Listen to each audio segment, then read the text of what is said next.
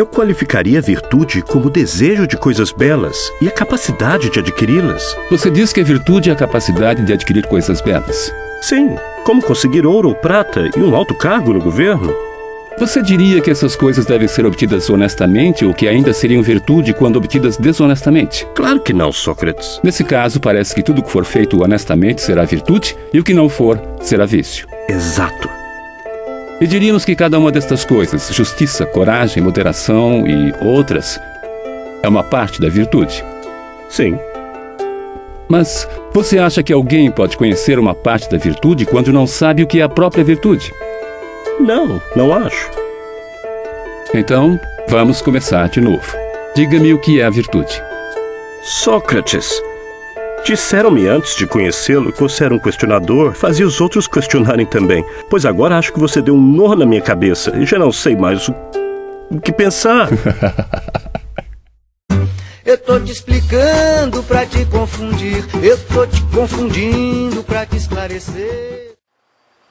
Ao levantar esses questionamentos, Sócrates influenciava diretamente a juventude ateniense, até então ligada somente à forma de ensino dos sofistas.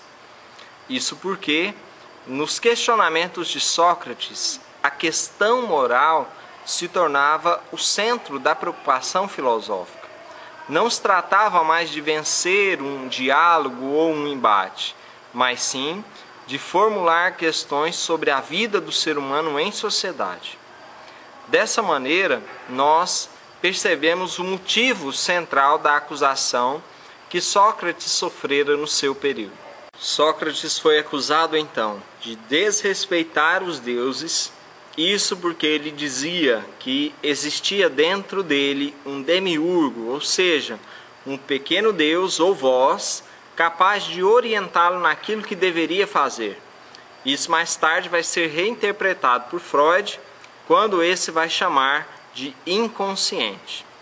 As outras duas acusações que pesaram sobre Sócrates foram a de desrespeitar as leis, isso porque ele ensinava em locais públicos e não cobrava por isso, e de corromper a juventude de Atenas com ensinamentos que eram contrários ao tipo de democracia que os atenienses adotavam.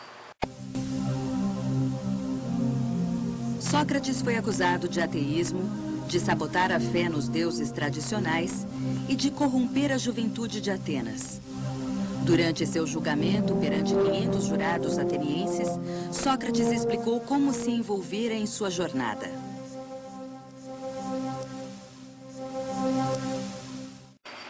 É necessário, portanto, conhecer algumas vertentes do pensamento de Sócrates. A primeira delas é a chamada questão socrática. Como nós já dissemos, a preocupação de Sócrates era uma preocupação com o homem, com o ser humano, com quem é esse ser humano.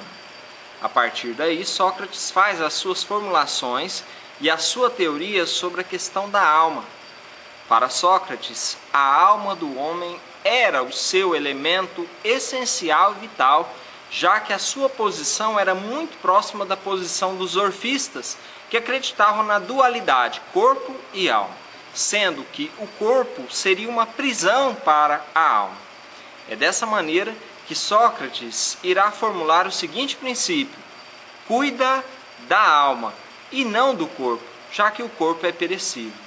Esse cuidar da alma entra num processo filosófico de autoconhecimento e de conhecimento do ser humano em relação às outras coisas e às outras pessoas, em relação ao poder, em relação à sociedade, em relação à alimentação e a todos os elementos que compõem a vida desse ser humano.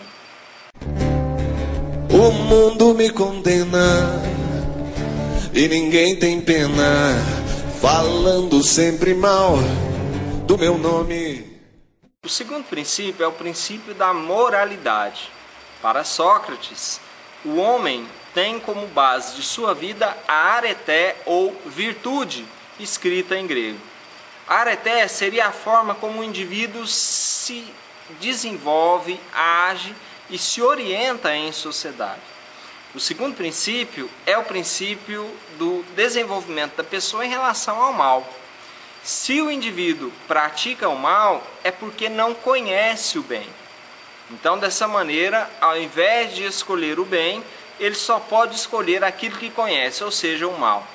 Desse modo, nós entendemos que a filosofia tem por essência a preocupação com o conhecimento.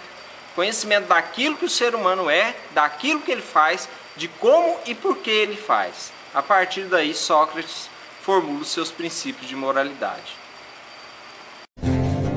Deixando de saber se eu vou morrer de sede ou se eu vou morrer de fome.